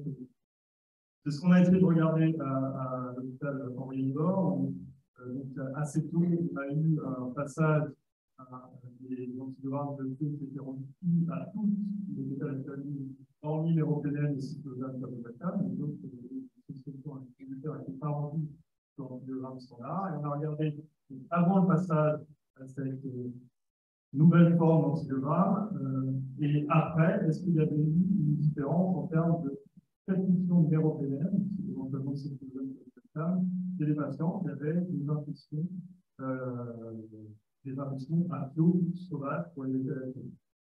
Et donc, ce qu'on a montré, c'est que dans la période avant les recommandations sur les 170 patients qu'on donne notre étude, il y avait un seul qui avait été traité par méropénène pour une infection à flot sensible, et que dans la période après, on est passé à 13 patients sur les 120 qui avaient été traités par des méropénènes dans les quantitaires de l'antidogramme pour un flot, là aussi, totalement sensible. Il y avait la même proportion de patients qui avaient été vus par un infectiologue pour cette infection, et heureusement, par ceux qui étaient vus par un infectiologue, aucun n'avait eu numéro. Donc, et ces résultats ont été retrouvés aussi par une équipe de Lausanne qui a retrouvé à peu près la même proportion de surconsommation de méropénène dans l'infection à flot sensible. Donc, la solution, c'est effectivement, comme l'a dit Laurence dans son introduction, très probablement le dialogue clinico-biologique. Du point de vue du clinicien, moi, j'ai un message avant à adresser plutôt au ministre de l'Économie, c'est que si on rend la langue de la FOI, à mon avis, on n'arrivera jamais. On ne comprendra pas ce que c'est que peut se cacher pas. Il y a trop d'interprétations à la FOI, et si on veut évoluer et proposer des sensibles à morphologie, l'utilisation, enfin, les cas collés à cette formation locale, il faut absolument qu'on n'ait pas cette lettre dans l'antidogramme. Et quand on peut utiliser les molécules à sensibles à morphologie, il faut les utiliser, pas forcément aller chercher des molécules qui sont rendues sensibles. J'incite à utiliser ce tableau qui est fait pour justement bien comprendre ce qu'il y a derrière le SCP. Et puis, il y a un point très important qui est la communication pour que les gens comprennent ces changements. Alors, moi, très rapidement, c'est important, des conclusions de bactériologistes. Soyez prêts à changer. Sachez que les résultats sont parfois incertains, même stériles. Discuter la qualité des résultats, éviter les tests complémentaires avec votre équipe. Il est là pour ça, pour discuter, pour obtenir le meilleur traitement. Et je voulais faire un petit focus sur l'antibiogramme interprétatif avec caractère, parce que franchement, que Patrice Courvalin a tellement expliqué aux Américains qu'ils allaient faire de l'antibiogramme interprétatif. C'est une très belle publication. Qu'est-ce que c'est que l'antibiogramme interprétatif? C'est en fonction du profil de sensibilité de la fiche. Donc, on interprète un antibiogramme, ça n'est pas des résultats individuels de chaque molécule prise de l'élément qu'il faut considérer, mais l'ensemble. On peut en déduire la présence de mécanismes parfois à bas niveau, et ça n'apparaît pas forcément si on dit S, T, R. Vous le savez, pour les identités, pour la résistance epidémiologique, pour les BSE, on en fait tous les jours au laboratoire, et il faut continuer à en faire pour vers et contre tout. C'est ça aussi qui nous permet de détecter des erreurs éventuelles d'antibiogramme. Donc, il faut continuer à ce que les jeunes microbiologistes soient formés à ça et connaissent le phénotype possible et le phénotype impossible. Et puis, juste un petit clin d'œil, parce que souvent les bactériologistes finissent par venir élever. Moi, j'ai décidé de mettre à l'honneur aujourd'hui.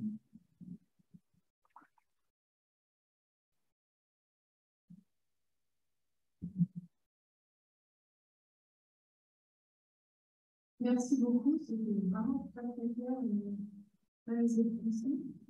Est-ce qu'il y a des questions? Juste pour revenir en Asie, je n'ai pas compris pourquoi il y a Alors, le début, quoi. Pourquoi le classe a décidé de changer de prix? À quoi ça sert? Je ne veux rien dire, mais là non plus, c'est dans les universités. J'ai essayé de défendre le casque, si j'en fais pas partie directement. Non, je pense que le I était un grand outil et qu'on ne savait pas si on pouvait utiliser la molécule, et donc on considérait qu'on ne pouvait jamais l'utiliser, alors que dans certains cas, quand même, en termes de technologie, on peut changer les modalités d'administration. Les gens qui connaissaient bien la physiologie les utilisaient quand même, mais ceux qui ne connaissaient pas très bien mettaient ça dans la case R aussi rapidement, et ça empêchait des possibilités thérapeutiques peut-être à utiliser. Une notion de responsabilité aussi, en disant que dans le I, c'était marqué qu'il n'y a pas de succès possible, et donc ça engageait la responsabilité du microbiologiste qui disait peut-être que ça ne marchera pas, ça ne marchera pas, et du clinicien qui pouvait traiter en ne sachant pas si ça marche ou ça marche. Et le cas, ça a bien dit que le rendu relevait, ne devait pas relever de la responsabilité ni du clinicien ni du microbiologiste. On devait avoir un peu sur le.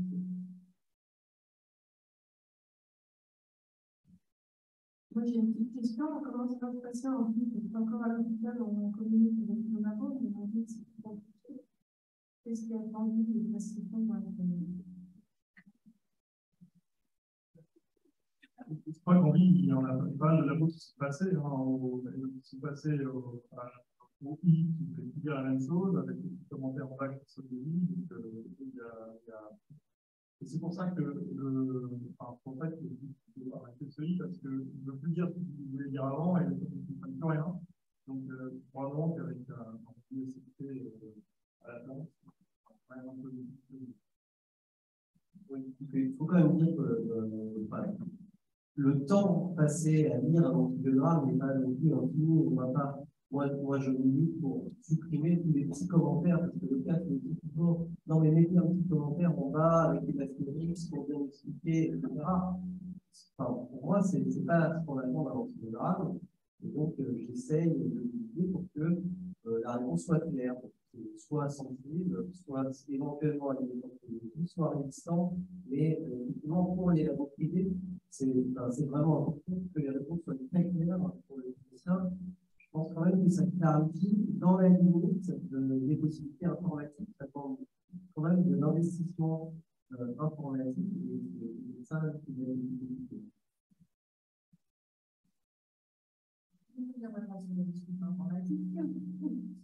Une question sur le groupe de travail que vous avez changé uniquement les modalités de communication ou également les projets dans les standards de l'école. On a regardé beaucoup de ce qu'il y avait dans le document de cas, mais on a changé les deux.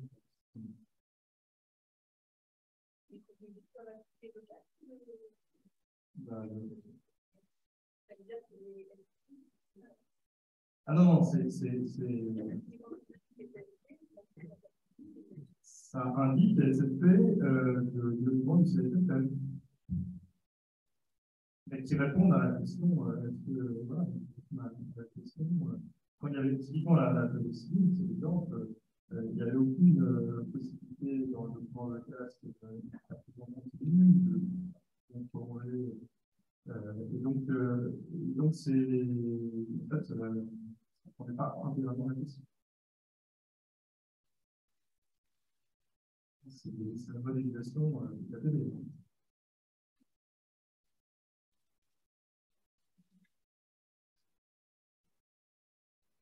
Très bien, merci beaucoup à tous les deux.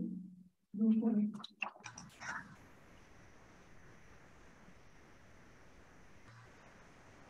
on va maintenant avoir une communication en distanciel.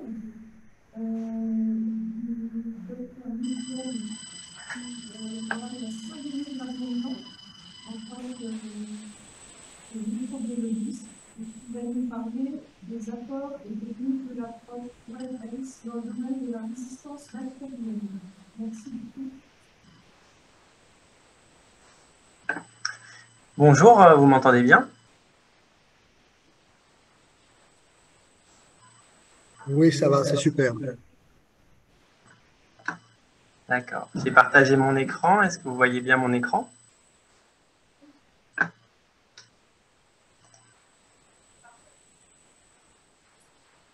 Très bien.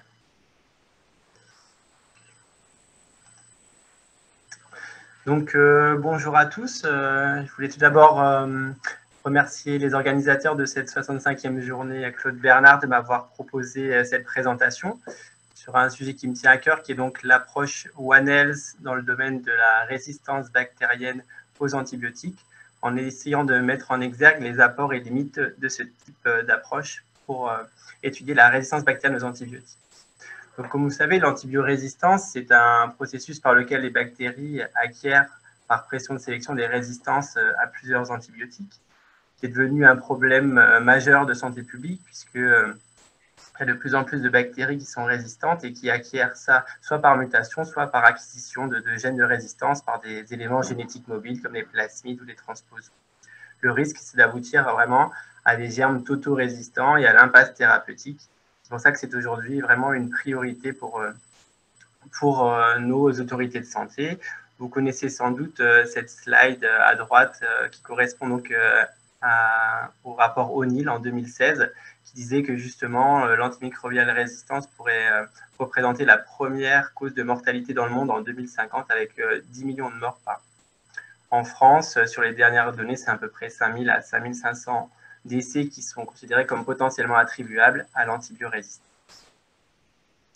Il y a eu au cours des années, je dirais 2000-2010, une prise de conscience et une mobilisation progressive de nos autorités de tutelle pour lutter contre cette problématique de l'antibiorésistance, avec tout d'abord le versant recherche, avec un PPR AMR en 2020 qui a attribué plus de 40 millions d'euros pour justement ce problème de santé publique, avec un des axes qui était la dynamique et le contrôle de l'émergence, de la transmission et de la dissémination de l'antibiorésistance.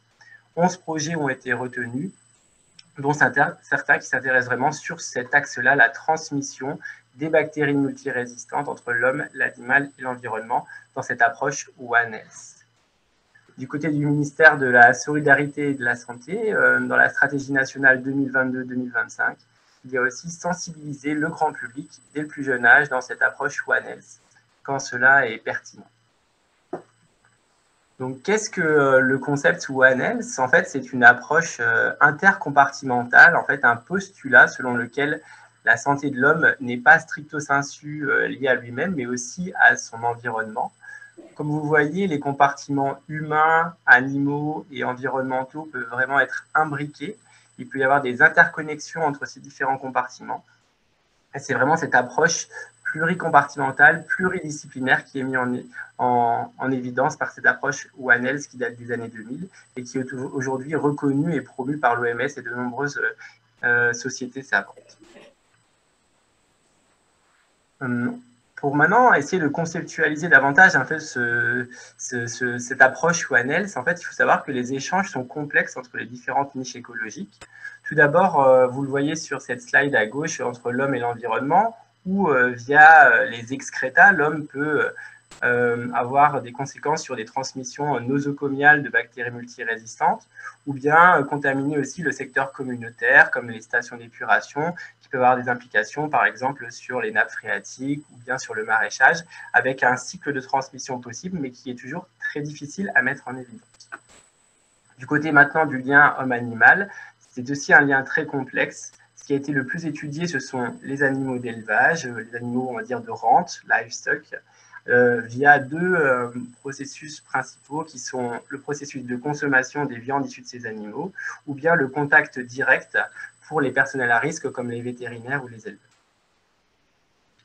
Je voulais faire un dernier petit focus sur le dernier consensus international qui a été validé en 2021 par de nombreux organismes et qui va plus loin encore dans ce concept One Health qui dit qu'en plus de cette approche intercompartimentale, c'est une approche unifiée qui sert à, on va dire, à fédérer l'ensemble des forces vives et des compétences pour un domaine en fait qui est de comprendre les interactions entre les différentes niches écologiques, que ce soit pour les secteurs de la recherche, etc., mais aussi une approche sociétale en fait pour une prise de conscience de la société de ce problème One Health lié aussi par exemple à l'urbanisation ou au réchauffement climatique, pardon.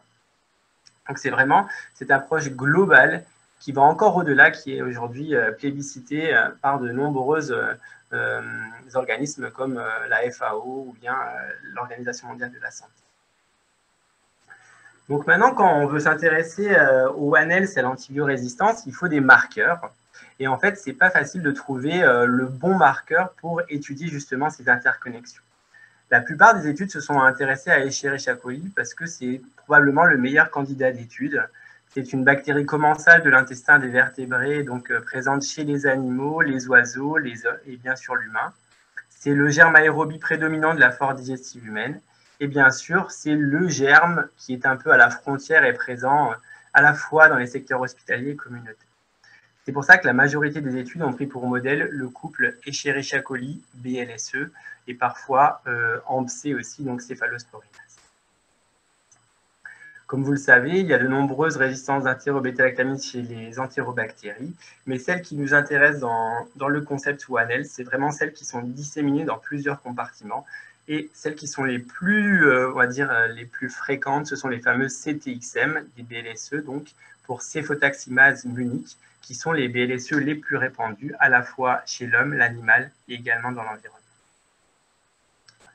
Pour parler d'environnement, il y a maintenant aussi plusieurs environnements. Il faut savoir qu'il y a des environnements qui sont très influencés par l'activité humaine et l'élevage, ce qu'on appelle par exemple les stations d'épuration, les eaux usées, qu'on appelle des environnements très anthropisés, et des environnements qui le sont beaucoup moins. C'est le cas par exemple des rivières, des zones humides, des tourbes qui sont en amont des grands fleuves et qui sont beaucoup moins influencés par l'activité humaine.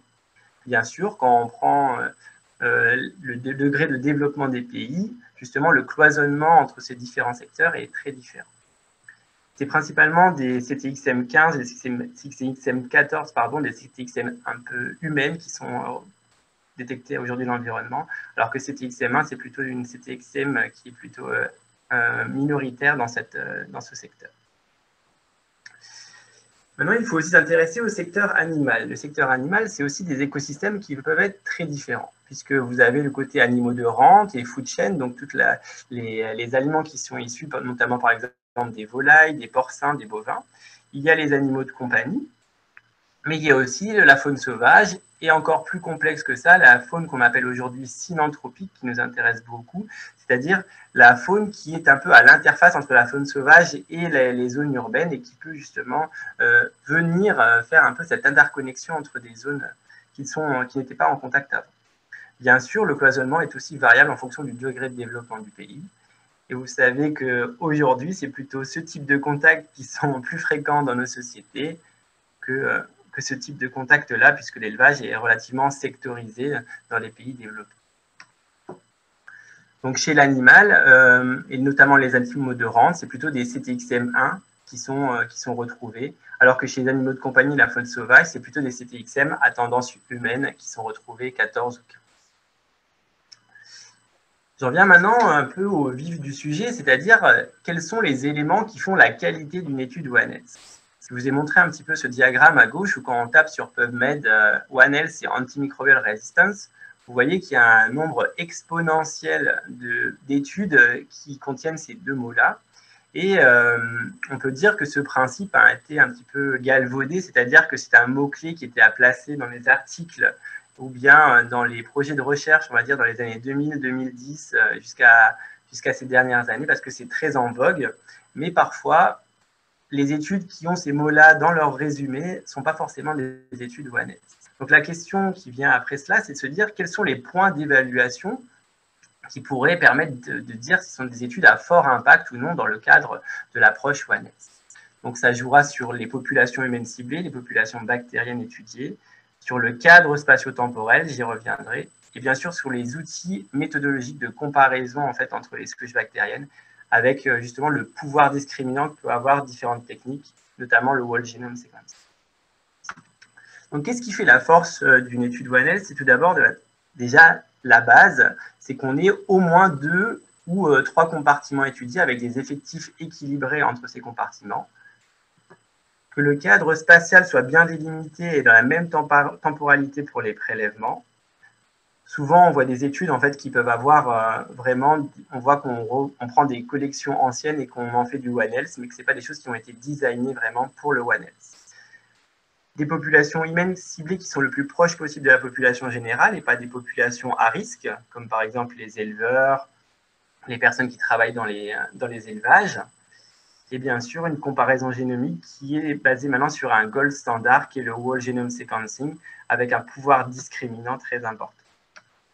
Au final, des études qui sont vraiment faites et designées dans l'idéal en prospective pour du One Health, et bien sûr, avec un objectif de pouvoir généraliser les résultats à la population générale et quantifier le risque au mieux de transmission. Quelles sont maintenant les limites des études One Health? La plupart du temps, la grosse limite, c'est que quand on a des études One Health uniquement dans l'introduction et la discussion, on a le One Health qui est présent que là, mais dans les résultats, il n'y a pas de One Health, c'est un seul compartiment qui est étudié, donc on peut se demander si c'est vraiment des études One Health à ce moment-là. Un focus parfois trop important, c'est-à-dire qu'on a recherché le One Health dans un endroit très focalisé, mais on en retrouve, mais il n'y a pas forcément de généralisation pour la population générale. Je voulais vous citer par exemple cette étude qui a été faite dans une station d'épuration en Guadeloupe, qui est une étude très intéressante, qui s'est focalisée vraiment sur une station d'épuration, les animaux présents et la seule maison qui était ici à 250 mètres de la station d'épuration. Ça a permis de mettre en évidence en fait des transmissions d'enterobactères cloaquiers BLSE en fait entre l'homme, l'environnement et certains animaux qui étaient les lézards, les crapauds, les cafards ou quelques oiseaux et quelques rats. Mais c'est quelque chose, donc on a trouvé le One Health, on l'a cherché dans un hotspot d'antibiorésistance qui est connu, hein, les stations d'épuration, mais malheureusement, on ne peut pas généraliser ces résultats à une population générale, puisque là, on est vraiment sur quelque chose de très focalisé, très à haut risque. Ça, c'est une étude qui illustre bien ce genre de focus qui sont, on va dire, importants. Je ne sais pas si c'est trop important, mais en tout cas importants. Enfin, bien sûr, c'est des effectifs trop limités, c'est-à-dire que quand vous n'avez pas d'effectifs très importants et répartis sur un territoire assez étendu, vous ne pouvez pas quantifier avec une conclusion possible dans la population générale. Enfin, je voulais noter qu'il n'y a pas de review récente exhaustive sur les études One Health. Ce serait quelque chose qui est vraiment très, très lourd à faire. Ce serait l'idéal qu'il y en ait une qui sorte. Il y a eu quelques reviews, mais actuellement, on n'a pas de review récente on va dire, s'intéressant à ce sujet au niveau, on va dire, mondial, intercontinental.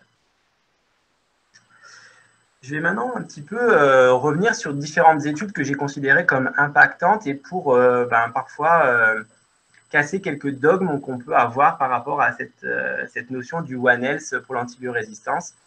Je précise que de nombreuses études existent sur le One Health qui ne sont pas sur les entérobactéries BLSE. Il peut y avoir des choses sur, par exemple, les entérocoques, les staphylocoques aureus. J'ai volontairement choisi de faire ça puisque c'est quelque chose qui est le plus étudié et qui est le plus révélateur en fait, de ce qui se fait dans la littérature.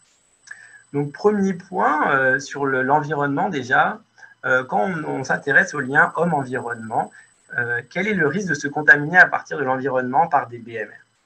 Donc ça, c'est vraiment une question de nombreuses études sous-entendent des possibilités, mais finalement, il y a très, très peu d'études qui ont réussi à montrer ce lien. Alors, il y a des cas cliniques de noyade, de cas très ponctuels, en fait, de contamination avec l'environnement. Mais finalement, il y a juste une étude en Angleterre, en fait, qui a permis de mettre en évidence que par rapport à des surfeurs et à un groupe contrôle de personnes qui n'étaient pas du tout en lien avec des activités aquatiques, les surfeurs avaient un risque un peu plus important en fait d'être colonisés à BLSE, probablement justement avec cette exposition par rapport au milieu aquatique. C'est vraiment la seule étude un petit peu méthodologiquement robuste qui permet de mettre ça en évidence. Si on s'intéresse maintenant aux études donc One Health sur les BLSE, il faut savoir que depuis les années 2000 et surtout 2010, c'est essentiellement sur les animaux de rente que se sont intéressées les premières études. Pourquoi? Puisque c'est parce qu'il y a eu un constat qui a été fait, c'est que notamment en Allemagne et aux Pays-Bas, qui ont été les pays les plus avant-gardistes sur le sujet, il y avait une prévalence des BLSE chez les volailles et les porcins très importante qui pouvait aller jusqu'à 70-80% chez les volailles.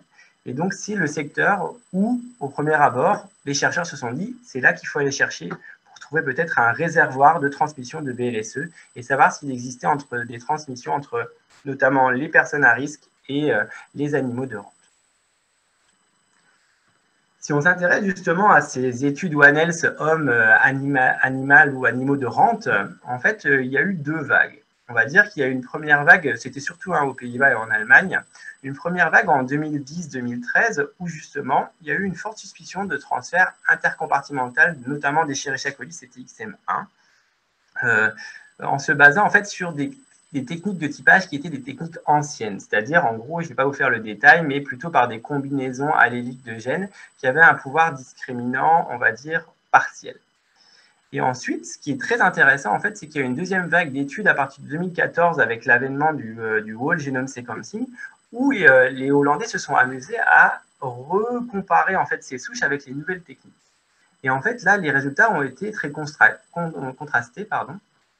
Vous voyez que, par exemple, pour l'étude de Bin et Hall, en fait, en 2014, sur 10 binômes suspectés en fait, de transmission, d'anciennes études, aucune relation n'a pu être confirmée par Whole Genome Sequencing, alors que pour Van Eyck et Hall, par exemple, 8 sur 11 ont pu être confirmés. Donc, probablement, en fait, une petite surestimation à cette époque des transferts intercompartimentaux entre les personnels à risque et les animaux d'élevage. Vous remarquerez qu'à partir de maintenant, sur les slides, j'ai mis partout un petit drapeau et en fait, le RNB par habitant, en gros, le PIB par habitant, c'est pour montrer un petit peu le degré de développement du pays parce que vous allez voir que ça va avoir son incidence le côté low, middle ou high income countries. La première grosse étude ensuite qui a fait référence et qui a vraiment fait une étude homme, animal, food chain, c'était ensuite en Angleterre, c'est Luden et Hall, avec de très gros effectifs d'Escherichia coli BLSE multicompartimentaux qui ont été comparés sur l'ensemble du sud-ouest de l'Angleterre, avec vraiment des bactéries qui étaient des bactéries hospitalières, infectantes et des fermes, avec une méthodologie robuste.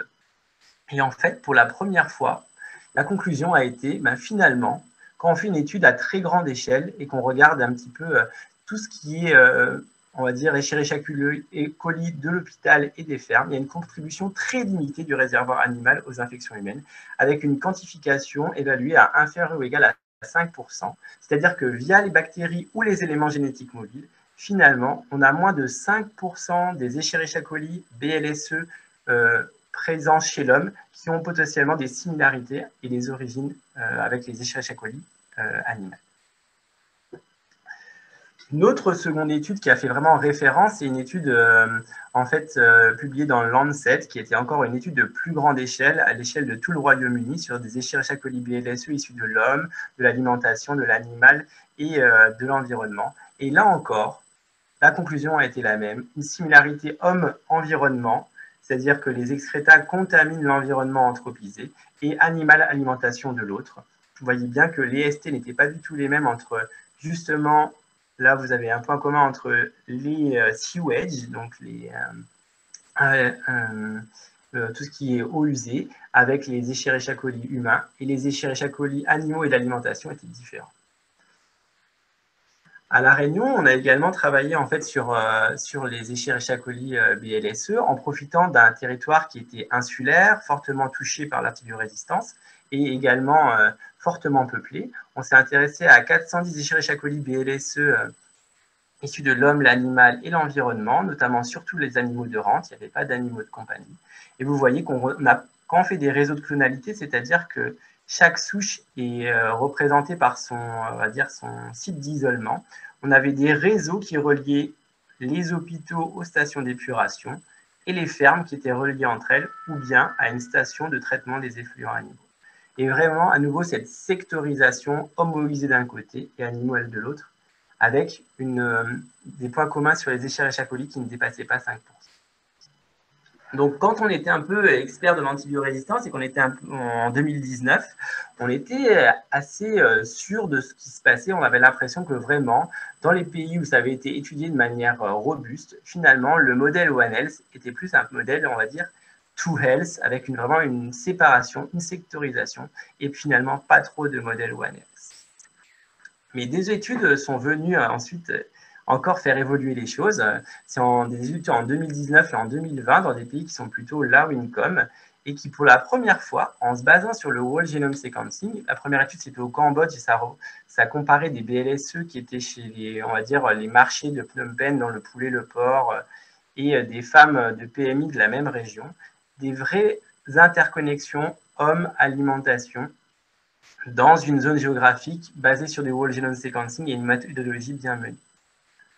Une étude encore plus intéressante à Zanzibar en Tanzanie, où justement, pareil, pour Escherichia coli et Klebsiella pneumoniae, même s'il y avait des effectifs qui n'étaient pas trop importants, une interconnexion et de multiples clusters homme-alimentation. Donc là, on s'est posé la question, résultat très différent par rapport à ce qui était précédemment démontré.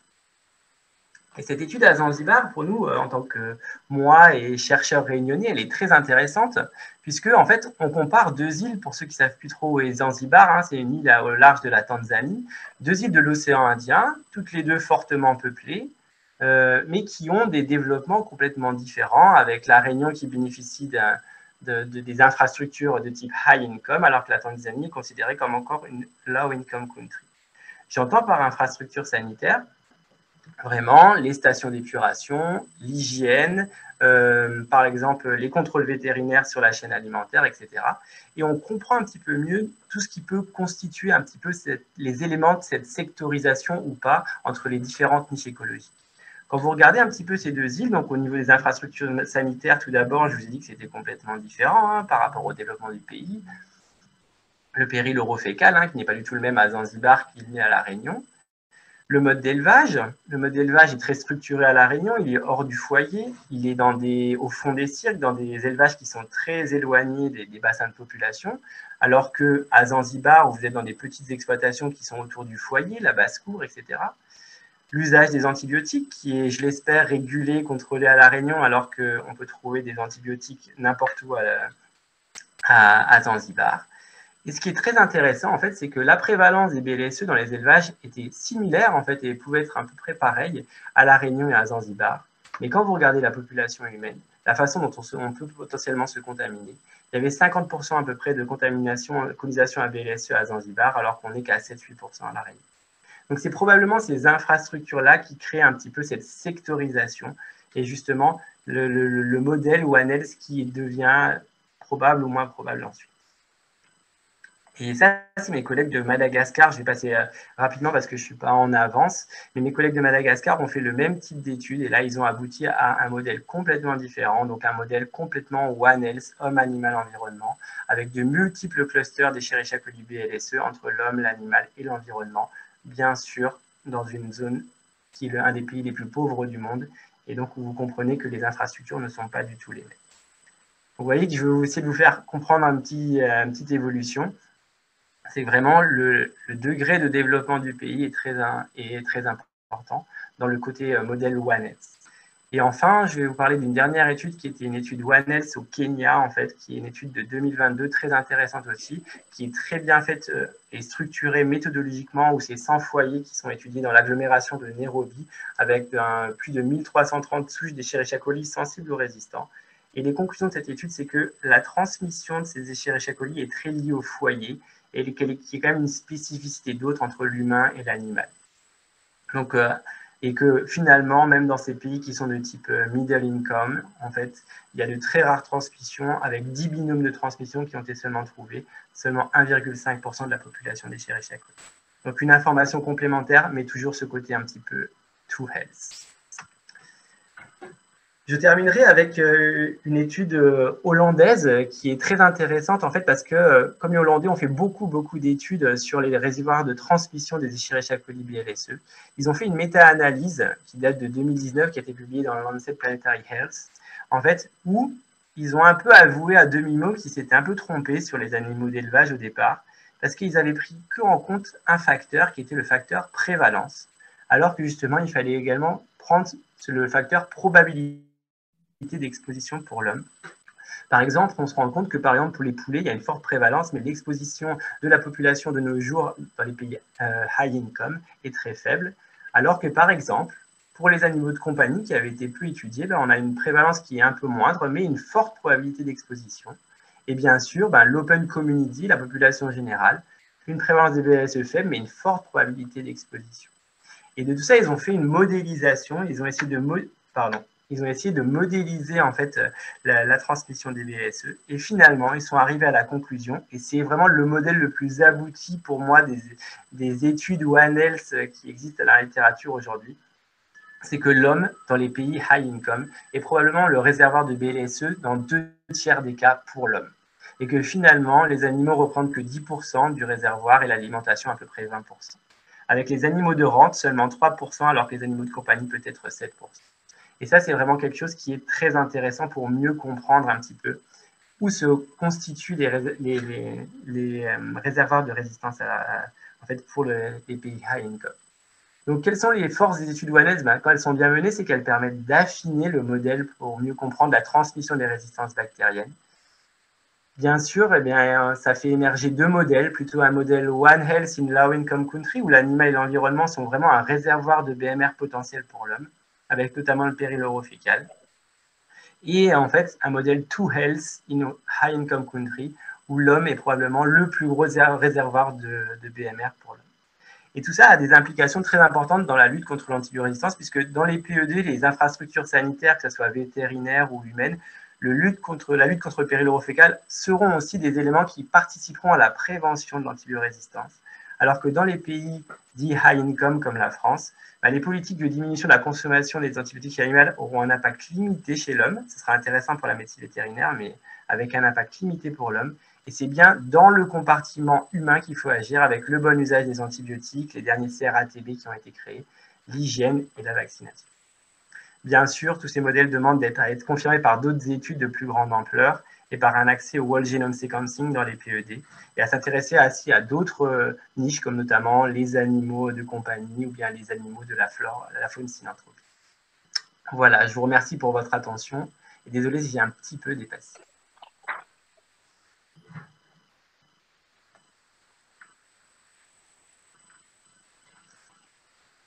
Vous m'entendez bien?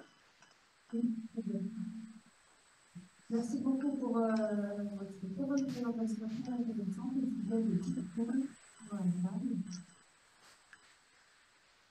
Je vous entends de loin, par contre, malgré mon casque. Vous ne nous entendez pas bien? Là, c'est un peu mieux. Je ne sais pas si vous êtes proche ou pas de votre micro. Est-ce que là, vous m'entendez mieux? Ah oui, je vous entends beaucoup mieux. Alors, on va rester là. Pas de questions dans la salle. Alors, moi, j'avais une question et une remarque. Donc, je partage totalement pour travailler également sur la même thématique, je partage complètement votre approche sur le côté pays en voie de développement et pays industrialisés sur la transmission et la circulation des souches. J'avais une question sur tout ce qui est éléments génétiques mobiles, autres.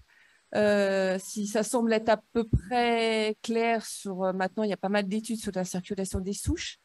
Quel est votre avis contre la circulation des gènes de résistance via les éléments génétiques mobiles, la plasmide par exemple? Donc, moi, j'ai mon expérience réunionnaise où, en fait, sur CTXM15 et CTXM1, on a regardé les EGM avec un assemblage hybride Long-Ritz en plus des Illumina qui avaient été faits. Et finalement, dans certaines études, quand même, maintenant, les plus robustes, il y a la double analyse à l'échelle de la bactérie et à l'échelle de l'élément génétique mobile.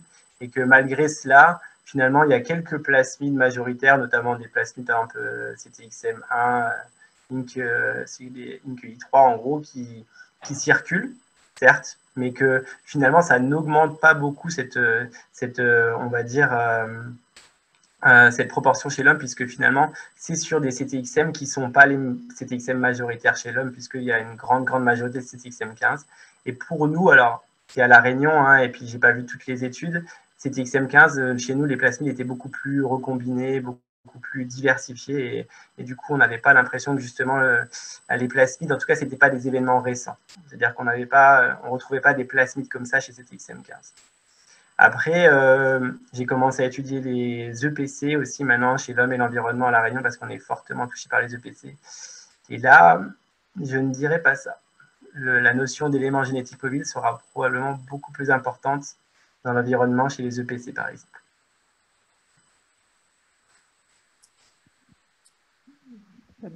Pas d'autres questions? Moi, j'avais une autre question sur... Ah, il y a une question. Je la répéterai. OK.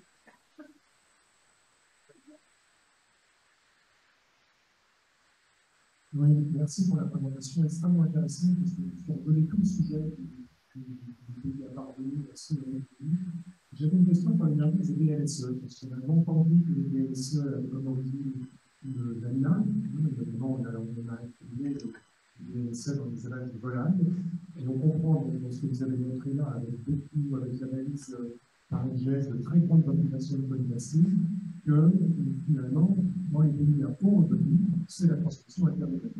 Est-ce que ça remet en cause l'origine des BLSE? Comment est-ce qu'on peut, à la lumière de ce qu'on apprend dans les études récentes, est-ce qu'on peut revoir en fait, l'émergence des BLSE au niveau du... Est-ce que vous avez entendu? Est-ce que vous souhaitez que je répète? Non. Oui, je veux bien un petit résumé alors, parce que Étienne je a vraiment tapé trop la loin. question dans le chat. Donc, la Alors, question est avec la l'analyse remise en NG. question de l'origine des BLSE qui étaient suspectés comme animales. Est-ce que, à la lumière des nouvelles études qui est actuellement et des modélisations aux Pays-Bas, il faut revoir cette hypothèse? En fait, je pense que c'est toute une histoire de quantification. C'est-à-dire que c'est pas plutôt que c'est à remettre complètement en question, mais c'est que ça a probablement été surestimé par des PMLST et des MLST, et que il y a une transmission dans les élevages vis-à-vis des personnels qui sont des personnels plus à risque. Mais ces personnels-là, déjà, il y a eu une surestimation, et deuxièmement, ces personnels-là ne représentent pas du tout la population générale. Vous et moi, dans nos villes urbaines, on est bien moins exposés que à la, on va dire, aux animaux de rente. Et eh bien, il y a des contrôles vétérinaires qui font que le poulet que nous mangeons et que nous cuisons bien en high income country fait qu'on se contamine beaucoup moins par le poulet ou le porc que nous mangeons. Et donc, je pense que globalement, il y a, mais ça a été surestimé, c'est très limité en fait. C'est-à-dire qu'il y a quelque chose qui représente une part inférieure à 5% de ce que sont les BLSE chez l'homme. C'est pas du, voilà, c'est juste que ça a été surestimé probablement au départ. Merci beaucoup encore pour votre présentation et on va passer à l'orateur suivant. Merci à vous. Je